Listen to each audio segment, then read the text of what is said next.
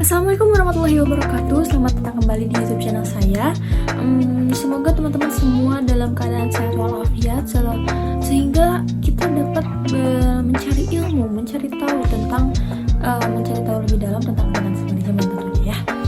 Nah, setelah kita banyak membahas tentang finance management, bagaimana definisi-definisinya, terus bagaimana perbedaan-perbedaannya, hari ini kita akan membahas tentang perilaku biaya aktivitas. Nah, untuk teman-teman yang kepo dan teman-teman yang ingin tahu, silahkan teman-teman tonton video ini dari awal sampai habis, karena pembahasan ini sangat seru sekali. Jadi mungkin saya berharap video ini dapat bermanfaat bagi teman-teman dan juga saya. Jangan lupa like, comment, dan subscribe bagi teman-teman yang belum subscribe.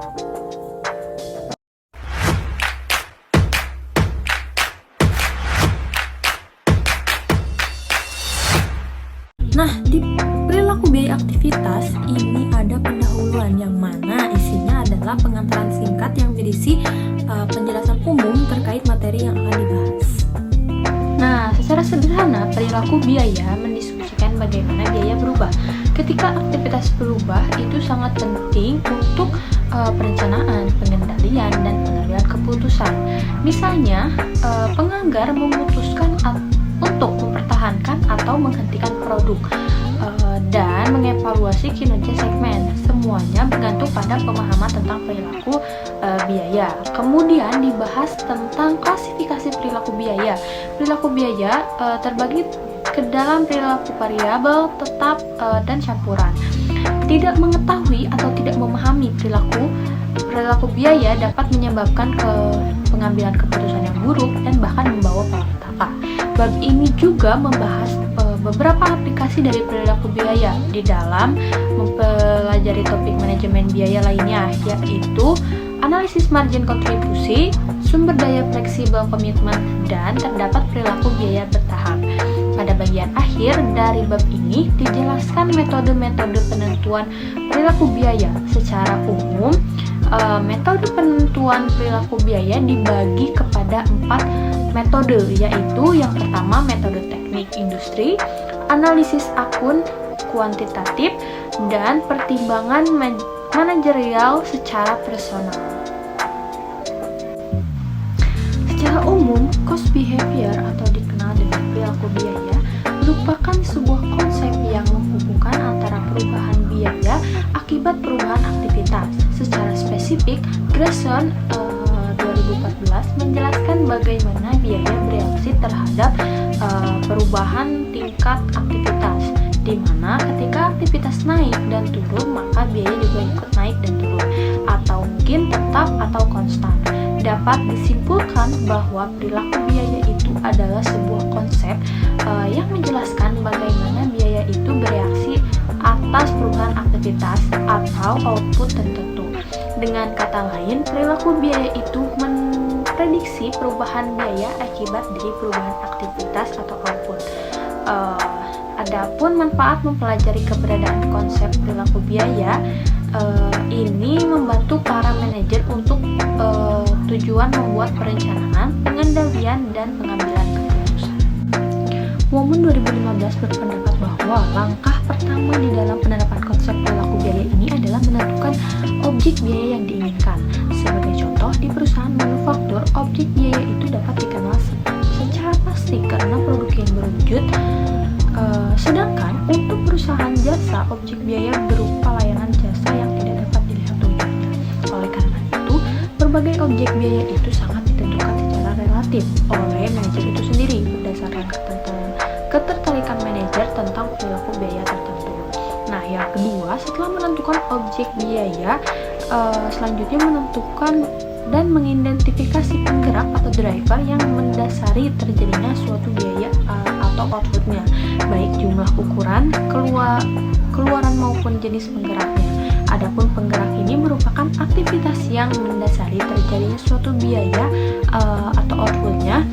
Jadi dapat disimpulkan bahwa penggerak biaya adalah faktor yang menyebabkan perubahan dalam penggunaan sumber daya, penggunaan aktivitas, biaya, dan pendapatan. Yang ketiga, terkait dengan perilaku biaya.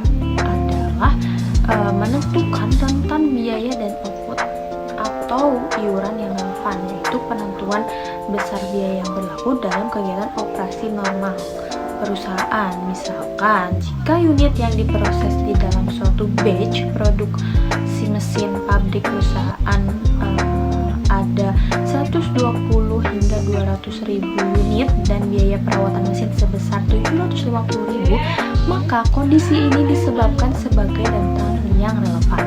Sebagai konsekuensinya, biaya perawatan menjadi biaya tetap sepanjang mesin berproduksi dalam kisaran 120 ribu hingga 200 ribu unit. Asumsi linearitas, yaitu perubahan biaya sejalan dengan perubahan aktivitas output. Hal ini mengidentifikasi bahwa hubungan biaya dan aktivitas tersebut dapat diwakili oleh garis lurus dalam rentan yang relevan. Asumsi linearitas ini menjadikan akuntan manajemen dapat merencanakan dan mengevaluasi hubungan antara biaya dan aktivitas tertentu pada biaya variabel. Biaya variabel menggambarkan variasi biaya akibat variasi aktivitas output. Sebagai contoh, semakin besar biaya bahan baku suatu produk, maka semakin banyak juga produk yang dihasilkan. Kondisi membantu manajer di dalam melakukan perencanaan. Selanjutnya, klasifikasi perilaku biaya.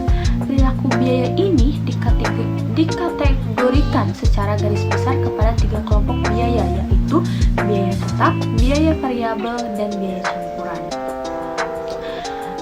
Dilihat pada pembahasan berikut ini.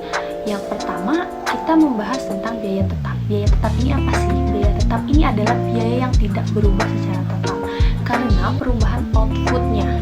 Ini menurut Wallman pada tahun 2018. Juga mempertimbangkan apakah aktivitas keluaran itu dijalankan dalam jangkauan operasi perusahaan. Secara sederhana, biaya tetap adalah biaya yang secara total atau keseluruhan itu konstan atau tetap tidak berpengaruh oleh tingkat aktivitas selama dalam rentang yang masih relevan. Selanjutnya, karakteristik biaya tetap adalah biaya yang tidak terpengaruh oleh tingkat perubahan aktivitas. Maka ketika aktivitas meningkat atau menurun dalam rentang relevan, total biaya tetap perusahaan akan stabil. Namun secara per unit produksi bervariasi tergantung banyak sedikitnya aktivitas output atau produk yang dihasilkan. Bahkan biaya per unit atas biaya tetap menjadi semakin kecil seiring dengan meningkatnya tingkat aktivitas. Sebaliknya, ketika aktivitas produksi perusahaan menurun, maka biaya per unit atas biaya tetap semakin besar. Oleh karena itu, perusahaan harus mampu melakukan perencanaan yang matang ketika berhubungan dengan karakteristik biaya tetap. Hal ini penting karena ketidaktepatan perhitungan penggunaan biaya tetap dapat mengganggu fleksibilitas gerak perusahaan di dalam berbisnis. Nah, yang selanjutnya ada biaya variabel. Biaya variabel adalah biaya yang berubah secara total dan proporsional mengikuti perubahan tingkat aktivitas. Ini menurut Garrison pada tahun 2017. Secara umum, biaya variabel ini dapat dilihat pada harga pokok penjualan, bahan langsung, dan tenaga kerja langsung. Biaya-biaya ini termasuk ke dalam kategori biaya variabel dikarenakan berhubungan secara langsung dengan basis penggerak aktivitas. Basis penggerak aktivitas tertentu, sebagai contoh, jumlah unit yang diproduksi, lamanya bekerja, lamanya mesin berproduksi, unit yang dijual, dan lain sebagainya. Basis aktivitas inilah yang menyebabkan biaya menjadi variabel. Jadi semakin banyak unit yang diproduksi, semakin besar juga biaya bahan baku. Maka biaya bahan baku ini dikategorikan sebagai biaya variabel. Oleh karena itu, apapun perubahan biaya yang disebabkan oleh perubahan tingkat penggerak aktivitasnya, maka biaya tersebut dianggap sebagai biaya variabel. Dan yang terakhir ada biaya campuran. Menurut Badian Yatuan, beliau mengatakan bahwa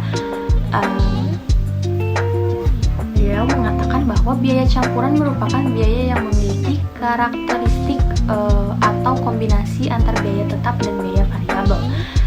Karena setiap bulan tenaga penjualan akan memperoleh pendapatan tetap, juga ditambahkan prestasi keberhasilan penjualan produk perusahaan. Jika tenaga penjualan tersebut tidak mampu mempromosikan produk perusahaan, maka tenaga penjualan hanya memperoleh gaji tetap saja. Namun jika tenaga penjualan mampu jual produk dalam skala besar, maka total pendapatan semakin besar karena didominasi oleh komisi penjualan yang benar dan besar maksudnya. Mungkin itu saja yang dapat saya bahas hari ini. Insya Allah minggu depan akan lebih menarik pembahasannya. Dari itu teman-teman stay tune di YouTube channel saya. Nah, saya berharap video kali ini bermanfaat untuk teman-teman semua yang sama seperti saya, sama-sama belajar tentang akuntansi manajemen. Mohon maaf bila ada kesalahan atau salah pengucapan. Wabillahi taufiq wal hidayah. Wassalamualaikum warahmatullahi wabarakatuh.